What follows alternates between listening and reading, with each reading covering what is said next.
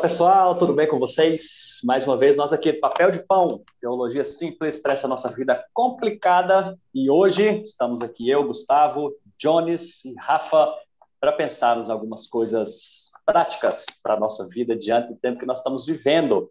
E hoje, talvez de uma maneira diferente, nós não temos simplesmente um tema definido, mas nós queremos bater um papo aqui, conversar a respeito do que temos vivido, dos nossos tempos modernos, e trazer algumas palavras aí para vocês também. Quero agradecer por nos acompanharem, estarem junto conosco. E vamos lá. Quero saber de vocês aí, porque eu e o Jones estamos na mesma cidade, o Rafa está em outra, mas eu quero saber de vocês aí, diante desses decretos novos aí de Covid, né, a situação que a gente tem enfrentado, um pouco do agravamento, como que é a igreja de vocês, como é que vocês têm lidado com essas situações aí? Aqui, por enquanto, não fechou de novo, mas quero saber de vocês, como que a igreja tem lidado com isso? Bora lá. Primeiro os mais velhos, né? Pode começar, Rafa. Os idosos. Vamos falar com os idosos. Já que a gente está falando de Covid, né? O grupo de risco primeiro. Eu nem vou falar da questão da igreja em si, Gustavo. Aqui em São Paulo, talvez em Goiás isso tenha sido menos frequente, mas decreto aqui novo e determinação nova do Estado é toda semana. Então, é uma brincadeira com a população que o pessoal está fazendo aqui. É um vai e vem que desgasta, que cansa e que, ao mesmo tempo, tira a credibilidade do governo, né? Então, as pessoas não acreditam mais. Elas estão tocando a vida e com os cuidados que elas já sabem que tem que tomar. Máscara, álcool em gel, distância, toda essa história.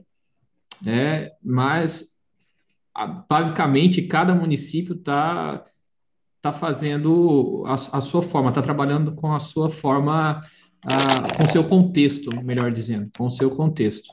Inclusive, está tendo alguns embates bem interessantes entre prefeitos e o governador, embates sérios aqui, brigas feias, né? Então, coisa que já tem acontecido já de um tempo aí, né? Isso. Às vezes a gente não sabe exatamente se é só um discurso de preocupação mesmo, né, de saúde, Sim. ou se entra alguma coisa da questão política aí por trás, mas... Eu não tenho medo de ser interpretado mal, não tem interesse político, não tem como não ser interesse político. Então, pegaram a doença, pegaram essa catástrofe que a gente está vivendo e simplesmente estão usando para tentar se transformar nos heróis, né? Você cria um caos para depois você trazer a solução como herói. Isso é de um mau caratismo terrível. Então, a gente está vivendo isso, a gente está na mão de déspotas.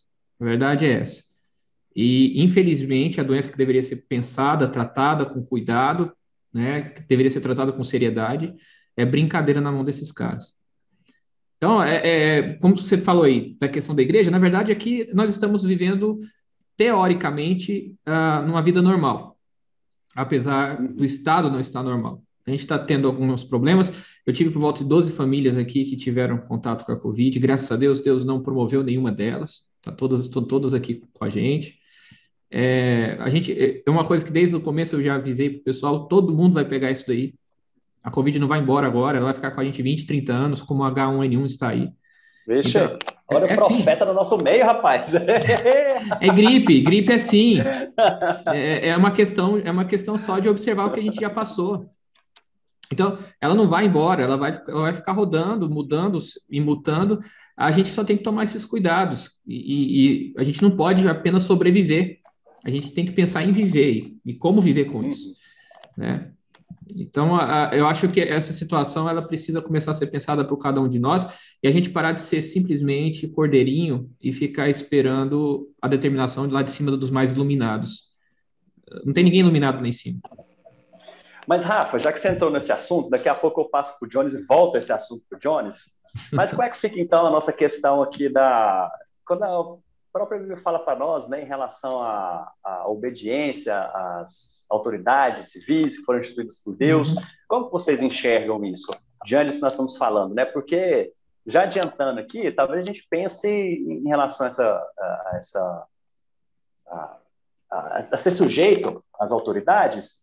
Mas a ideia do rebelar-se é quando isso, de certa forma, ofende o nome de Deus, né? Por exemplo, a gente pega, por exemplo, como Daniel, que seriam obrigados, né, a se curvar e tal, diante de Deus, Estado, enfim. Uhum.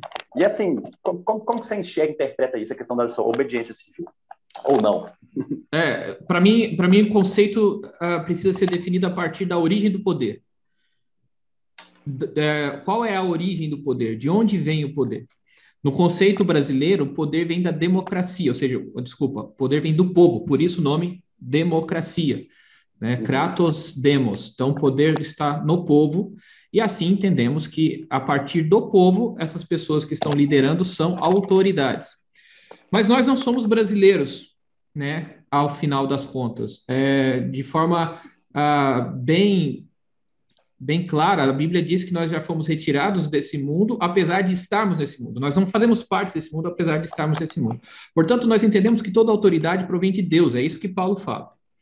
Toda autoridade provém de Deus, e provindo de Deus essa autoridade, ela só é autoridade sobre mim, desde que isso não vá ou não interfira naquilo que Deus já determinou e ordenou para o seu povo. Quando você tem governantes que usam dessa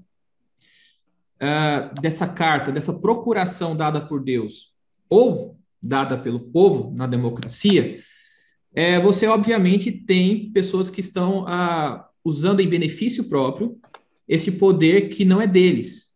O poder não é deles. Eles não têm poder. Eles não são autoridades, eles são autorizados. Basicamente é isso. E nesse sentido, é óbvio, o senso comum consegue julgar isso, né? Por incrível que pareça.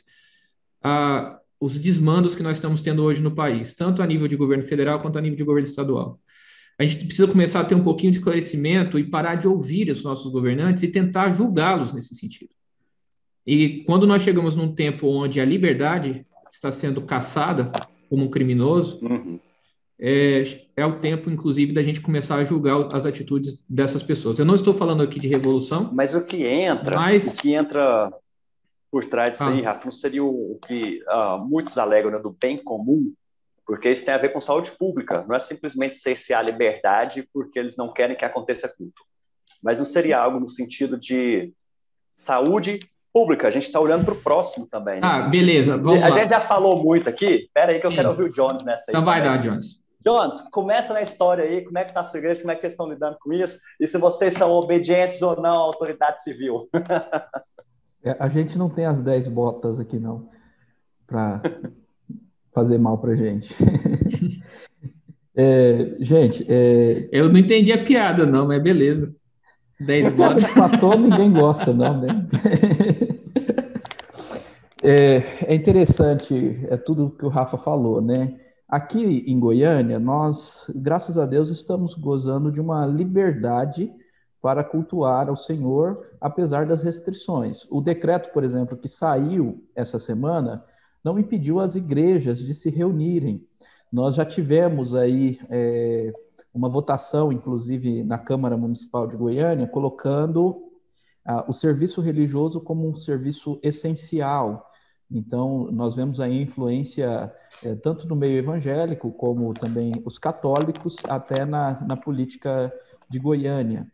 Só parênteses, então, Jones, aqui está na mesma situação, tá? Na minha cidade. A igreja é serviço essencial, é por isso que a gente está reunido.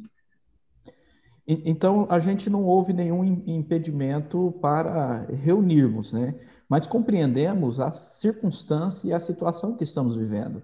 Apesar dessa questão política que se instaura no país, a gente consegue compreender também que vivemos, de fato, uma pandemia. Isso é nítido, inclusive pelas perdas que nós estamos tendo de pessoas queridas por meio desse vírus, da Covid-19, um vírus extremamente seletivo, né? Porque apesar de ter um grupo de risco, é um vírus que alguns que são de risco nem sentem nada, outros que não são de risco vão para a UTI e falecem por causa desse vírus. Então, é um vírus extremamente seletivo, né? Não há como negar que existe a providência do Senhor de trás de tudo isso, que dirige a história para o fim, mas nós precisamos fazer a nossa parte com as proteções devidas, né? Nós nos protegemos, por exemplo, com a questão das máscaras, a questão da separação das pessoas, a não utilização da quantidade máxima do local que nós utilizamos. Então, essas coisas são importantes, eu creio que são importantes. Nós precisamos cuidar dos nossos, né? Como nós não sabemos, de fato, quem é de risco e quem não é. Mas eu compreendo que existe todo um teor político aí em volta e uma parcela da população que exige, inclusive dos líderes políticos, até isso há de se questionar até que ponto isso é democracia, viu, Rafael? Você mencionou democracia, mas enquanto o povo, ao invés de fazer a sua parte, né, nas suas comarcas, no seu individual, como um homem público que exige que o poder político obrigue a população a fazer a sua parte, entenda, isso daí não é democracia, isso daí é uma oligarquia, né? Isso daí é o despotismo, né? Que você chamou de 10 botas aí. Isso é um despotismo. Isso daí, você pegou. Né? É claro que eu peguei. Agora sim faz sentido. O Gustavo que não tinha entendido. Rapaz, que piada é essa? Foi ruim demais, a verdade. Foi péssimo. Piada de pastor, né? Essa aí mesmo. Por isso que a gente piada tem essa fama, é terrível, né? Viu, Rafa? Então, eu creio nisso, né? Porque você vê aí uma situação. Vamos pegar aí o carnaval, né? O carnaval aqui em Goiânia não é uma cidade conhecida pelo carnaval, né? Goiânia sempre o carnaval foi muito ruim. Ainda bem. Mas interessante, Jones, colocar isso aí, porque aqui a gente tem, na verdade, é como se fosse um turismo religioso. Na época de carnaval tem grandes eventos religiosos aqui na cidade, imensos, né, cara? Reúne muita gente aqui.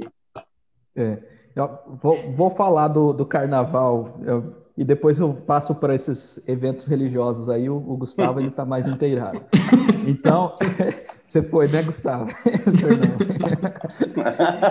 Então, eu estava passando, vindo da casa do meu sogro, acho que na segunda noite, né? Na terça foi a terça de carnaval, caiu dia 16, mês-versário da minha filha, então nós estávamos lá na casa do meu sogro. E voltando à noite, na segunda noite de lá, nós passamos numa avenida que tinha vários barzinhos extremamente lotados, inclusive uma casa de festa com luz e lotado. A gente olhou dentro, nós estávamos no carro passando na avenida, não tinha onde caber mais pessoas e tinha gente estacionando lá fora para entrar. Então, assim, é este o mesmo povo que exige um fechamento completo. Por quê? Porque não entendeu o conceito da democracia de que tem que partir do povo e não de cima para baixo. Se parte de cima para baixo, não é uma democracia, é uma oligarquia. A mesma coisa os evangélicos. Nós não podemos colocar apenas quem não é evangélico nesse balaio, né? Se você colocar aí os evangélicos, né, Tucci? Fala aí, Rapaz, as notícias que você ouviu falar. Assim, essa história aí, porque a gente sempre fala e olha para isso, né? Desses bares ou aglomerações que o povo está fazendo. E aqui também nós tivemos notícias aí, não só no carnaval, por conta dessa, colocar assim, fama, né, que a cidade tem, mas nós tivemos aí, recentemente igrejas lotadas, pessoal sem máscara, ambiente fechado e muito cheias, cara. E aí eu sei que teve um encontro aqui, né, dos responsáveis pela saúde pública com representantes de igreja, falando, gente, não adianta nada a gente cobrar desse pessoal e vocês também não derem exemplo, né? E isso, infelizmente, é o que tem gerado também essa fama entre os evangélicos, né? Da mesma forma, a gente que cobra, a gente que luta, né? Que está pelo lado direito da justiça, mas não está fazendo sua parte nessa história também. Cara, foi triste assim, né? É exatamente o entendimento de que a autoridade está em Deus. É isso que precisa ser compreendido. Porque quando a gente entende que a autoridade está em Deus, a mudança ela é individual. Ela não é coletiva, ela acontece de forma individual e tem reflexo coletivo. O que acontece no que a gente chama hoje de autoridade é que eles querem fazer uma mudança coletiva que provoca uma mudança individual, e isso não vai acontecer.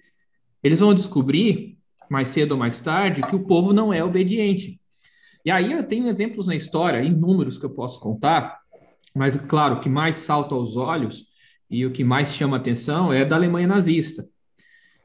Onde a ciência e o bem comum eram as justificativas exatamente do Partido Nazista para levar a cabo o seu plano de uniformidade nacional.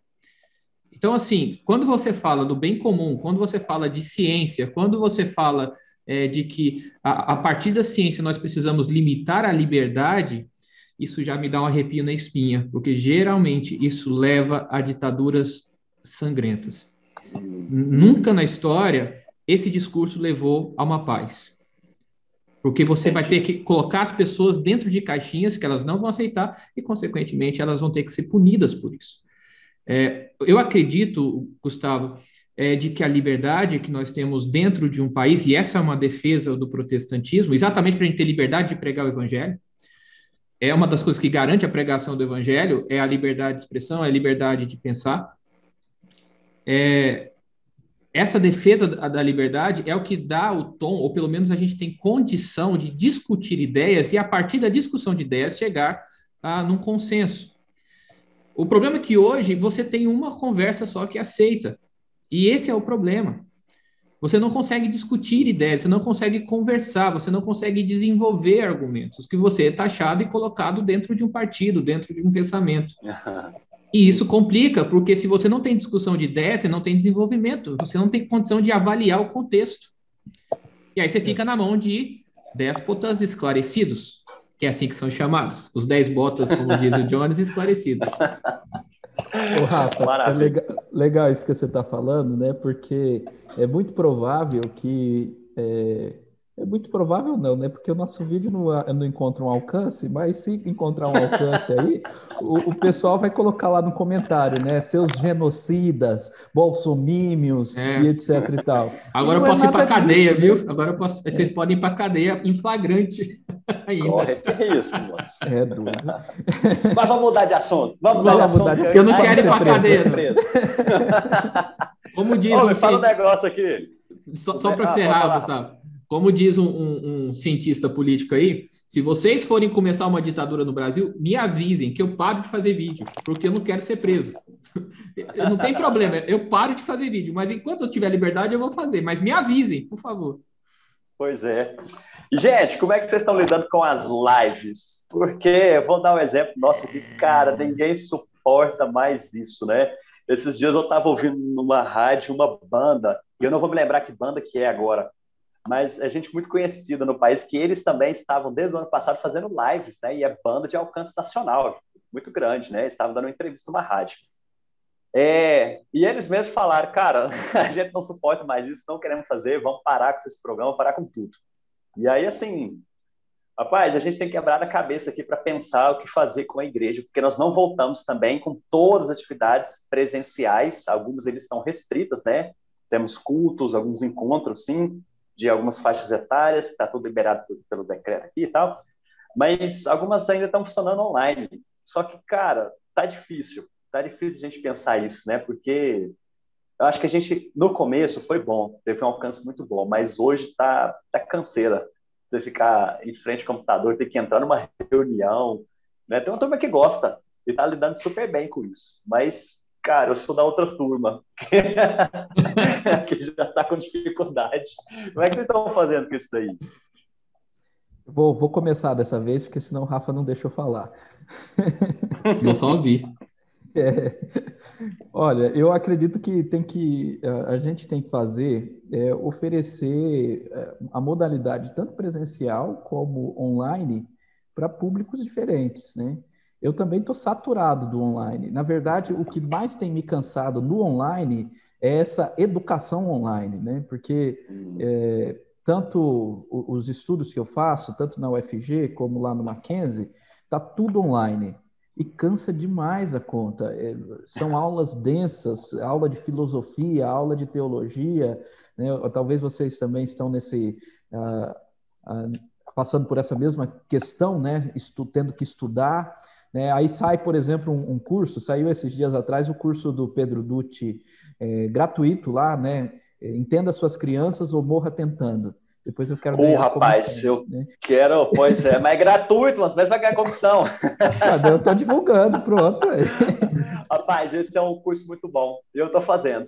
né? Vale Ele a é pena. extremamente importante, cara. Legal. Eu comecei a assistir, eu tô atrasado, porque eu me canso muito rápido, né? Mas eu quero assistir-lo todo, quero acompanhar todo até o final aí de dia 15 de março, né? O final do curso. Então, até lá, Pedrão e pessoal lá atualizar do tudo. Invisible College, os caras são muito capazes também, é muito bom Uhum. poder acompanhá-los. Mas aí a gente vai se cansando, porque é muita coisa, né? Então a gente precisa ter uma dose, no meio desse monte de live, uma dose de presencial, né?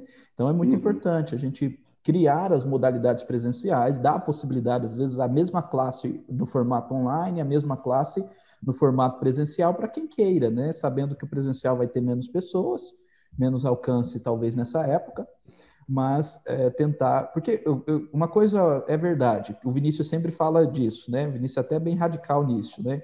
Que o online veio para ficar. Uma igreja que não usa o online é uma igreja fadada ao fracasso, né? Esse é o nosso Vinícius Keller. Então, temos que usar, né?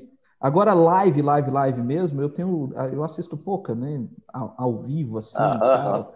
E principalmente live de música, né? Eu não sou um camarada que escuta Cara, você música, não não. sabe a dificuldade que é captar, por exemplo, o som de grave para o negócio ficar legal na live. Então você escuta agudo e médio. Nós Para quem, sabemos sim, porque as você transmissões é dos nossos louco. cultos aqui, algumas são sofríveis. É difícil, cara, não é fácil. Olha que eu aprendi bastante coisa, viu? Bastante coisa nesse tempo. Para mim foi bom nesse sentido. Mas, cara, a pergunta é: o que que é um online? O que que é um online? É live? É filmar o que está sendo feito na igreja? É o culto que está sendo feito na igreja? Ninguém. Culto é para ser presencial, não é para ser online. Não dá mais. Todo mundo de saco cheio disso. O que que a gente fez aqui? Com todo o know-how que a gente adquiriu nesse ano, de 2020, a gente está aplicando isso em conteúdo digital, que é uma outra questão, né? A ideia é a gente desenvolver a possibilidade, com pouquíssimo tempo que a gente tem aqui, de colocar conteúdo de qualidade na internet, de forma que possa ser consumido na internet. Porque live, ou pelo menos uma filmagem ao vivo de um culto, ela não é consumível na internet. Dá uma olhada no YouTube e vê quantos vídeos de 1 hora são assistidos. São pouquíssimos vídeos. Vídeo geralmente é 15 minutos, 30 minutos, 5 minutos. Então, assim, ele não é consumível. E quem consome geralmente isso é quem não tem condição de ir na igreja e por algum motivo está assistindo. Nesse sentido, a gente tem que fazer o que o Jones falou, oferece o serviço. Mas é um serviço oferecido, não é o centro ou o trabalho da igreja. Aqui, inclusive, a gente nem está colocando no YouTube, coloca só no Facebook. Porque YouTube é uma plataforma para conteúdo digital, não para live. É isso que a gente tem pensado aqui. Ô, Rafa, os podcasts no Flow, eles duram 4 horas, 3 horas. Esses dias atrás eu estava assistindo um podcast lá no Flow, passou 4 horas e eu nem vi. Mas, É incrível. Os caras estão na alta. eles são bons, mas dá uma olhada para você ver quantos vídeos que eles têm de partes da entrevista. Esses vídeos de parte da Verdade. entrevista que faz o negócio viralizar. Aí o cara vai lá e assiste os de 4 horas. Mas é por causa dos vídeos menores. Só que é um trabalho de edição também do E caramba. já que a gente não está falando sobre isso, né? Claro, todo mundo tem seu contexto aí, né? A gente não generaliza, nem limita isso, porque tem gente que gosta, né? Sim. Fica horas aí, o estudo online, ele é muito bom em certos aspectos, né? Em determinadas comunidades, isso aí funciona muito bem. Mas dê indicações aí, o que as pessoas podem fazer em casa, quando elas estão em casa. Porque muitos já voltaram, realmente, acho que a maioria já voltou a trabalhar, fazer as coisas, né? Mas fala coisas produtivas aí, pessoal, fazer em casa. Cursos bons, nós Dormir. já indicamos aí o Invisible Call. Dormir também é bom. Assistir Big Brother. Não, isso não, Ok, isso me não, diga isso aí. não, isso não. Tudo menos isso. Rapaz, não tem como você não ficar sabendo das coisas, porque você vai rodar ali um feed de Instagram, o que mais tem ali é comentar, você não precisa nem É assistir, doido. porque já vai saber tudo que está acontecendo. É, Parece que é hoje a eliminação lá da Carol com K. é, Ó! tá sabendo. Tô vendo também a conspiração contra essa moça aí. Cheiro de lixo é difícil mesmo de evitar. Rapaz, interessante, já que nós entramos nesse assunto, né? É interessante os comentários que eu vejo também. Aí todo mundo tá falando assim, você não assiste, né? Isso é um engraçadinho. Não, cara, assim, eu não assisto, mas fico sabendo, né? De tudo não, de algumas coisas que estão acontecendo, por causa desses comentários que surgem aí, né? Principalmente no Instagram, tudo que está rodando, tá vendo essas coisas lá. E, assim, o que mais falam, né, a respeito da militância que tem ali dentro, que ninguém suporta isso mais. Nem os próprios militantes suportam isso. Eles não estão se tolerando. E aí, cara, que coisa, né? Eu vi um comentário muito Tá legal, Gustavo, sobre isso. Até a gente falou que ia gravar um episódio sobre isso, né? Quem sabe?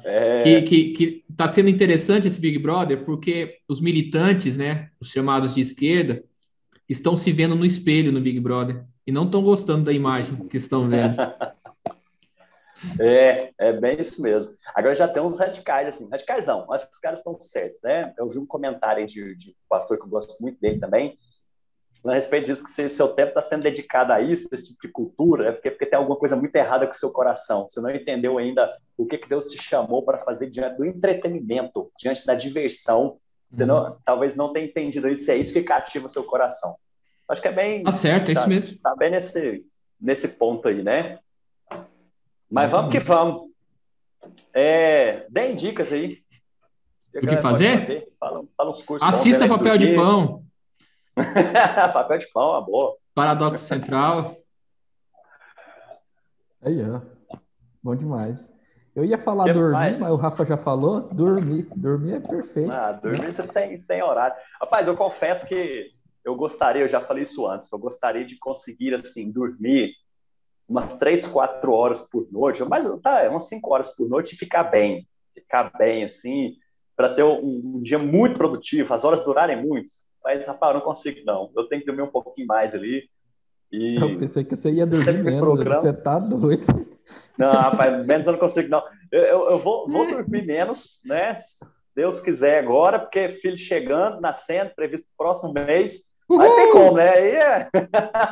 Aí é dormir menos obrigatoriamente, né? Aí o dia rende, aí é comprido, longo. Mas eu queria ficar bem com isso para poder ter mais tempo ali. Só que também entra naquela, né? Se eu tivesse mais tempo também, talvez eu ia estar mais ocioso ainda. Ter mais tempo para ficar ocioso. Então a gente tem que trabalhar, ser produtivo dentro do nosso horário, do nosso tempo ali. Como disse uma professora muito amada nossa, e eu não estou sendo aqui fazendo trocadilho, não, é amada mesmo. Ela dizia, o que você faz, né? Da meia-noite às 5 da manhã. Então, não desperdice esse tempo. Vai ler, vai estudar, vai fazer exegese, menino. Da meia-noite às 5. Você falou que não, tem que dormir. Tem que aproveitar o casamento. Quer ver uma dica bacana para fazer em casa? Desligar tudo. Desliga celular, desliga TV, desliga tudo e vai curtir a esposa, vai curtir o filho, né? Vai ter relacionamento com as pessoas, né? Porque a gente já está saturado do online, né? Agora, se necessário online, aí vá assistir coisa boa. Uma coisa boa, eu tenho filhos adolescentes, né? Tenho 2 meninas adolescentes. Cara, gasta esse tempo conversando com elas, entendendo quem elas são, descobrindo as dificuldades que eles estão vivendo, né? Eu tive uma conversa recentemente com a minha menina, foi muito interessante, e ela me mostrou, por exemplo, uma dificuldade dessa geração que não quer crescer.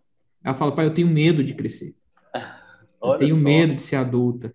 Eu fico revoltado assim, mas na verdade a minha revolta com você é porque eu não quero crescer, e eu estou crescendo.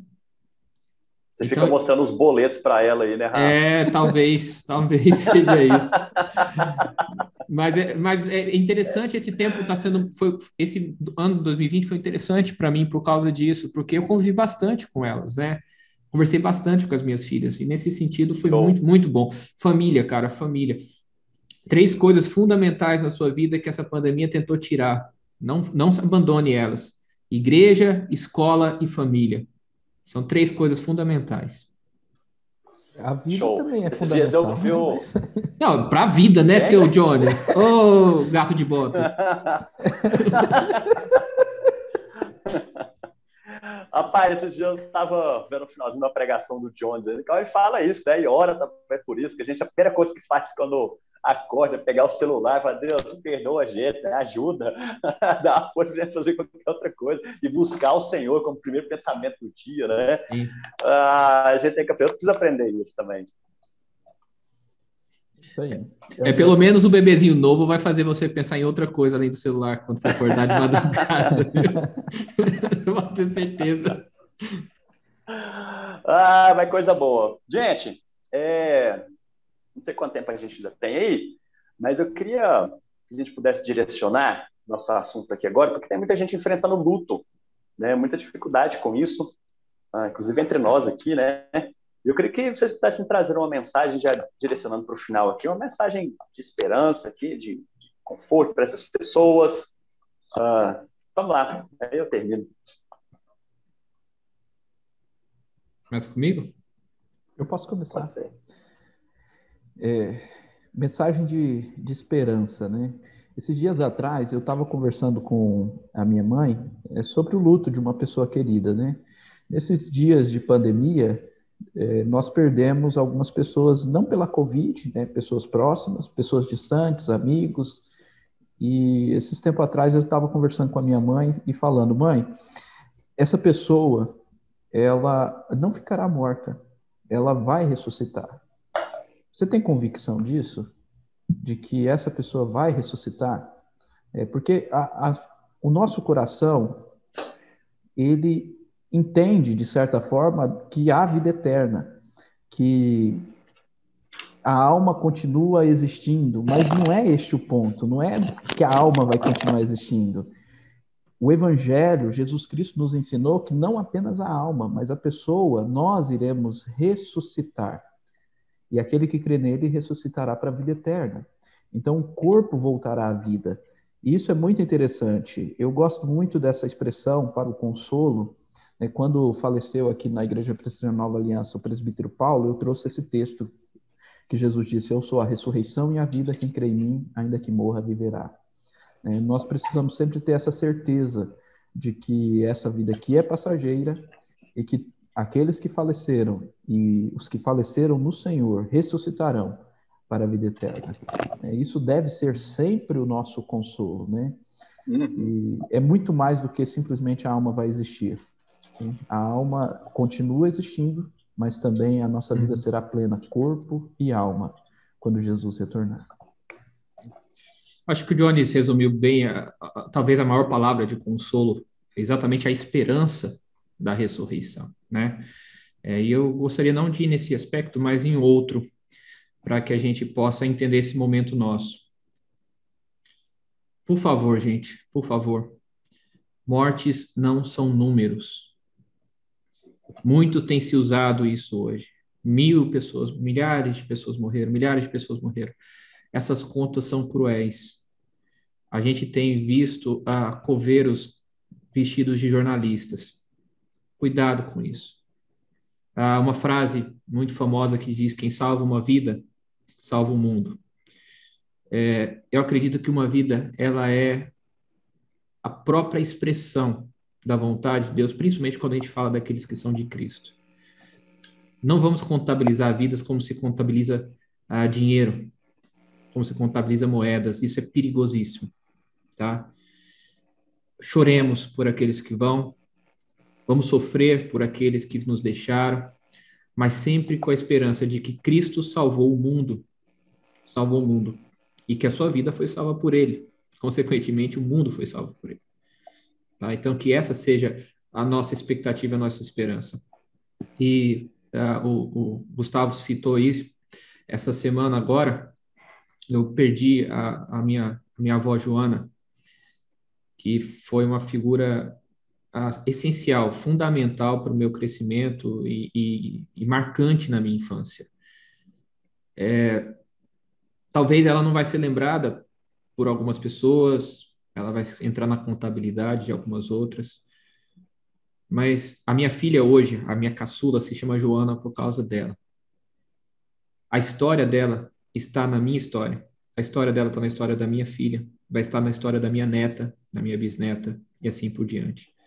E o mais incrível de tudo isso é que isso não vai ficar apenas apresentado em reflexos ou lembranças bem pequenas de expressões nossas, mas a gente vai poder confirmar tudo isso na ressurreição dela no último dia.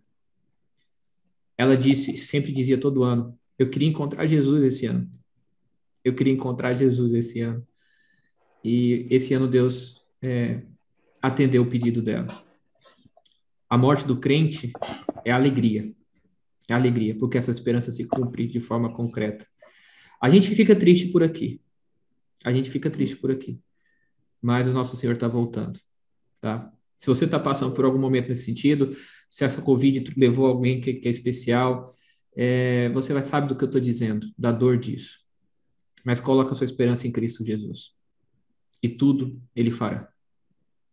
Amém. E, gente, minha palavra também final, diante de tudo isso que foi falado, eu quero ver um outro lado aqui também disso, que, claro, nós temos que tomar todas as precauções, todos os cuidados necessários, né? A gente luta contra tudo isso que está acontecendo. Porém, cuidado se você está com medo excessivo da morte, porque para nós morrer é lucro, certo? Claro, vou falar de novo, a gente tem que tomar todos os cuidados, mas isso tem trazido angústia excessiva para o seu coração, tirar do seu sono, tirar da sua paz o fato de morrer. Talvez você precise repensar se você está preparado para isso, para encontrar com o nosso Senhor e Salvador Jesus Cristo. Então, deposite a sua confiança nele, tome todos os cuidados, mas siga em frente, na força do Senhor, na força do nosso Deus.